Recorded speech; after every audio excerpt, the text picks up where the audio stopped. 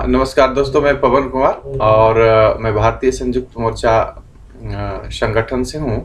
और हमारे संगठन के लोगों ने हमारी जिम्मेवारी राष्ट्रीय अध्यक्ष के रूप पे दिया है दायित्व।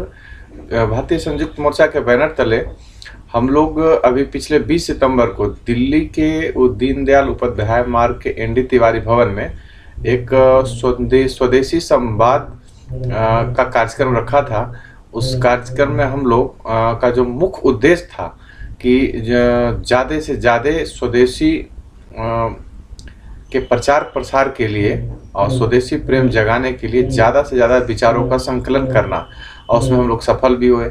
उस दिन हम लोग ने मुख्य रूप से राजीव दीक्षित की जो कार्य किया हुआ है, जो उनके विचार है, जो उनकी नीति है, जो उन्होंने व्याख्यान दिया, उन सभी पे चर्चा करने के अलावे और भी बहुत सारे विचार हम लोग के सामने आए। और उस दिन हम लोग ने निर्णय लिया कि भाई क्यों न हम लोग स्वदेशी के लिए जो राजीव दीक्षित के सिद्धांत थे, नीति थी, उसी को अपनाकर इस स्वदेशी के प्रचार प्रसार में हम लोग लगे। और सब सम्मति से तय हुआ कि हम लोग सब मिलजुल के जिस दिन उनकी पुण्यतिथि है, जो बलिदान दिवस है, और संयोग ऐसा है कि उनकी जन्म तिथि भी उसी दिन है 30 नवंबर को, क्योंकि 30 नवंबर 1967 को उन्होंने जन्म लिया। और जो जिस दिन उनका बलिदान हुआ, जिस दिन वो शहीद हुए, संयोग की 30 नवंबर 2010 था। तो 30 नवंबर को जन्म तिथि और पुण्यतिथि दोनों के अवसर पर हम लोग क्यों ना स्वदेशी दिवस के रूप में मनाने का निर्णय लें, और सब सम्मति से हम लोग लिया।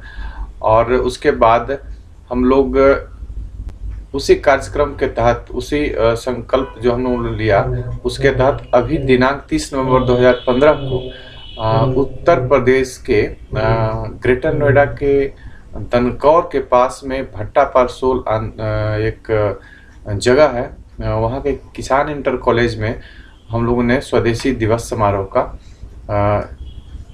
कार्यक्रम अभी किया। और इसमें करीब 1000-1200 से ज़्यादा ही बच्चे और आसपास के ग्रामीण किसान, हर एक तबके के लोग और पूरे भारत से विभिन्न संगठनों के लोगों ने हिस्सा लिया, और काफ़ी सफलपूर्ण यह कार्यक्रम रहा।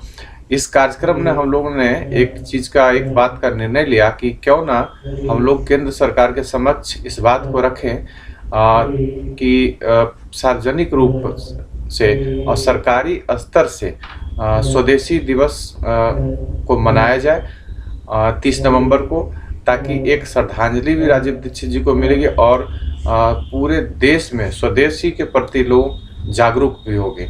तो हम लोग इस तरह के 4 बातों को उस दिन डिस्कस किया और एक निर्णय लिया कि भाई 4 मुद्दे हम लोगों ने बनाए कि केंद्र सरकार के सामने रखेंगे, क्योंकि ये देश हित में भी है, क्योंकि स्वदेशी से अर्थव्यवस्था का सीधा संबंध है। यदि स्वदेशी पूर्ण रूप से हम लोग अपनाते हैं तो हमारी अर्थव्यवस्था भी मजबूत होती है।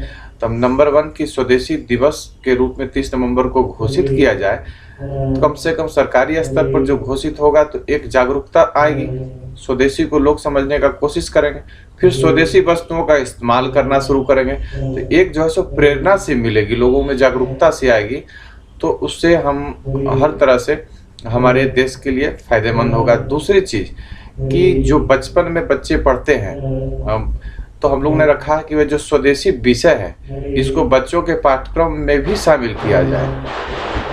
तीसरा कि जो राजीव दीक्षित ने स्वदेशी के लिए जितना काम किया, तो क्यों ना इनकी जीवनी बच्चों को पढ़ाई जाए, क्योंकि उनकी जीवनी बच्चों को पढ़ाई जाएगी तो उससे बहुत बड़ी प्रेरणा मिलेगी। तो भी स्वदेशी के लिए जागरूक होंगे, और स्वदेशी के लिए जागरूक होंगे, बड़े होंगे तो निश्चित रूप से स्वदेशी से प्यार करेंगे, तो भी एक बहुत महत्वपूर्ण कदम होगा। और चौथा मुद्दा हम लोगों ने ये डिस्कस किया और सहमति बनाई कि राजीव दीक्षित जी ने जो स्वदेशी के लिए इतना काम किया और जितना उन्होंने देश को जगाया, करीब 20 वर्षों में उन्होंने 12,000 से ज़्यादा व्याख्यान दिए और बहुत सारी जानकारियाँ उनके पास थी जो देश के सामने साझा किया और लोगों को जगाया और जगा के चले गए। तो उसी का परिणाम है कि आज हम लोग जागे और लोगों को जगाने का काम कर रहे हैं। तो क्यों ना उनको भारत सरकार भारत रत्न की उपाधि से सम्मानित करें। तो ये 4 मुद्दों को लेके हम लोग सरकार के समक्ष जाएंगे और सरकार के समक्ष रखेंगे कि ये 4 प्रमुख मुद्दे हैं जो हमारे देश हित में है, समाज हित में है, राष्ट्र हित में है, तो इसको अपनाया जाए। और हम लोग का अगला कदम यही होगा कि हम लोग जल्द से जल्द पूरा का पूरा डेलीगेशन, हम लोग डेलीगेशन बना के हम लोग प्रधानमंत्री जी से जाके मिलेंगे और मिलके एक ज्ञापन के तौर पर इन 4 मुद्दों को रखेंगे और हम चाहेंगे कि वो इस बात को जल्द से जल्द पहल करें, एक निर्णय लेंगे। और हम लोग को विश्वास है, आशा नहीं कि बल्कि पूर्ण विश्वास है कि जो आज प्रधानमंत्री हैं वर्तमान नरेंद्र मोदी जी, वो ऐसा लगता है कि देश के प्रति बहुत प्रेम उनको है और स्वदेश के प्रति, स्वदेशी के प्रति भी उनका झुकाव है। तो निश्चित रूप से इन 4 मांगों पर पहल करेंगे, ऐसा हम लोग आशा करते हैं। बहुत बहुत धन्यवाद। बहुत बहुत धन्यवाद।